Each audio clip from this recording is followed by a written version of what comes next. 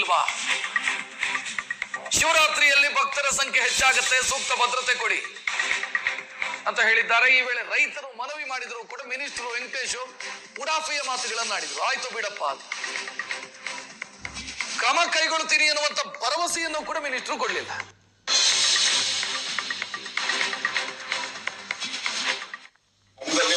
ಒಂದು ಚಿರತೆ ಸಾಯ್ತು ಅಂತ ಹೇಳಿದ ತಕ್ಷಣ ಬಂದು ಅರೆಸ್ಟ್ ಮಾಡಿ ಹಾಕೋದು, ರೈತನ್ನ ಜೈಲ್ ಹಾಕಿದ್ದಾರೆ ನಿಮ್ಮ ಅಧಿಕಾರಿಗಳು. ಇವತ್ತು ನಿಮ್ ಸರ್ಕಾರದಲ್ಲಿ ಯಾರು ಜೈಲ್ ಹಾಕೋನು, ಯಾರು ಜೈಲ್ ಹಾಕೋ ಹೇಳಿ ವಿಚಾರ ಮಾಡೋದಲ್ಲ ಸರ್. ಇದು ಬಹಳ ಸೂಕ್ಷ್ಮವಾದ ವಿಚಾರ. ಅರಣ್ಯ ಸಚಿವರು ಸ್ಥಳಕ್ಕೆ ಬರಬೇಕಾಗುತ್ತೆ, ಯಾಕೆ ಬಂದಿಲ್ಲ ಇನ್ನು ಅರಣ್ಯ ಸಚಿವರು?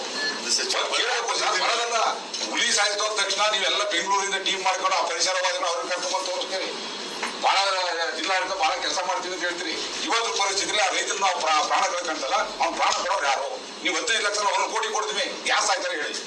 ಸರ್ಕಾರಕ್ಕೆ 1 ಕೋಟಿ ಕೊಡ್ತೀವಿ, ನಾವು ಯಾರು ಸಾಯಕ್ ತಯಾರಿದಾರ? ಮಾಡ್ತೀವಿ ಬಿಡಿ, ನಾವು ಕ್ರಮ ತಗೊಳ್ಳಿ. ಆಮೇಲೆ ಅಲ್ಲಿ ಯಾರ್ಯಾರು ಅಧಿಕಾರಿಗಳು ನಿರ್ಲಕ್ಷ್ಯ ಮಾಡಿದ್ರೆ ಅವ್ರ ಮೇಲೆ ತಕ್ಷಣ ಕ್ರಮ ಆಗಬೇಕು, ಸೇವೆಯಿಂದ ವಜಾ ಆಗಬೇಕು. ಯಾಕಂದ್ರೆ ವಜಾ ಆಗಲಿಲ್ಲ ಅಂತ ಹೇಳಿದ್ರೆ ನಾಳೆ ಚಿಂತೆ ಮತ್ತು ನಾಳೆ ಹುಲಿ ಬರ್ತದೆ. ಇವತ್ತು ಶಿವರಾತ್ರಿ ಹಬ್ಬಕ್ಕೆ ಎಲ್ಲ ಪಾದಯಾತ್ರೆಗಳು ಜಾಸ್ತಿ ಆಗ್ತಾ ಇದ್ದಾರೆ.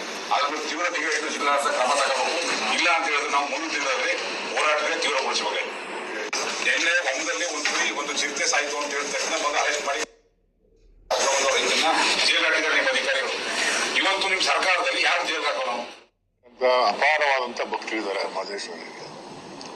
ಆ ಭಕ್ತರನ್ನ ನಾವು ಹಾಗೆ ಮಾಡಿ ಹೀಗೆ ಮಾಡಿ ಅಂತ ಹೇಳಿ ಸಡನ್ ಆಗಿ ರಿಸ್ಟ್ರಿಕ್ಟ್ ಮಾಡೋದು ಕಷ್ಟ ಇದೆ ನಮಗೆ.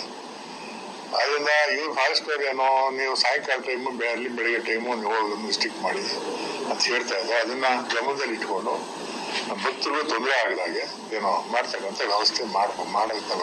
ಮತ್ತೆ ಈಗ ನಾವು ರಿಸ್ಟ್ರಿಕ್ಟ್ ಮಾಡಿದಾಗ ಭಕ್ತಾದಿಗಳು ಈಗ ಕೆಲವರೆಲ್ಲ ಹಾರಿಕೆ ಮಾಡ್ಕೊಂಡಿರ್ತಾರೆ. ದೇವ್ರಿಗೆ ನಾವು ಹೇಳ್ಕೊಂಡಿರ್ತೀವಿ, ನಾವು ನಡ್ಕೊಂಡು ಬಂದು ನೀನು ದರ್ಶನ ಮಾಡ್ತೀನಿ, ಏನೋ ಮನಸ್ಸಿಗೆ ಏನು ತೋರಿಸಿದ ಭಾವನೆ ಇದೆ, ಆ ಥರ ಮಾಡಿರ್ತಾರೆ. ಅದನ್ನ ನಾವು ಹೀಗೆ ಮಾಡಿ ಹಾಗೆ ಮಾಡಿ ಅಂತ ಅವ್ರು ಹೇಳಕ್ಕಾಗಲ್ಲ. ಏನೋ ಅದು ಅವ್ರು ರಕ್ಷಣೆ ಮಾಡ್ತಕ್ಕಂಥದ್ದು ನಮ್ಮ ಜವಾಬ್ದಾರಿ. ಅವ್ರಿಗೇನು ತೊಂದರೆ ಆಗದಾಗೆ ರಕ್ಷಣೆ ಮಾಡ್ತಾರೆ. ಒಳ್ಳೆ ಮಗ ಕನಪ್ಪ ಕೋಲಿ ಕಮಲಗಿ ಐತಿದ್ ಮಗ.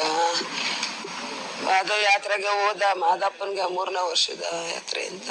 ಇದು 3ನೇ ವರ್ಷದ್ದು. ಹೋಗಿ ಚಿರತೆಗೆ ಬಲಿ ಕೊಟ್ಟಿ ನಾನು ಮಗನ ಚಿರತೆಗೆ ಬಲಿಯಾದ ನನ್ನ ಮಗ. ನಾನು ಚಿರತೆಗೆ ಬಲಿ ಕೊಟ್ಟಂತ ತಾಯಿ ಕರ್ರಪ್ಪ ಪ್ರಪಂಚಕ್ಕೆ ನನ್ನಂತ ತಾಯಿ ಇರಬಾರ್ದು. ನನ್ನ ಮಗನ ಚಿರತೆಗೆ ಬಲಿ ಕೊಟ್ಟಿ. ಇಲ್ಲಪ್ಪ, 5 ವರ್ಷ ಹೋಗಿದ್ದೀನಿ ನಾನು. 5 ವರ್ಷ ಬರಳಿದ್ರು ನನ್ನ ಮಗ ಉಳ್ಕೊನೇನಪ್ಪ. ತಾಳ್ಬೆಟ್ಟಕ್ಕೆ ಬಾ ಅಂತ ಕರೆದ್ರು. ನಾನು ಬರ್ನಾರಿ ಈಗ ಹೋಗಿ ಬಂದೀನಿ, ಮಾಡ್ಕೊಂಬರೋ ಬಂದಿ. ನನ್ನ ಮಗನ ನಾನು ದಂಡಲ್ಲಿ ಕರ್ಕೊಂಡು ಒಂದ್ಗೆ ಹೋಗುನಿ. ಅಪ್ಪ ಮಗನೇ ಪ್ರವೀಣ ನವಚಿತ್ರ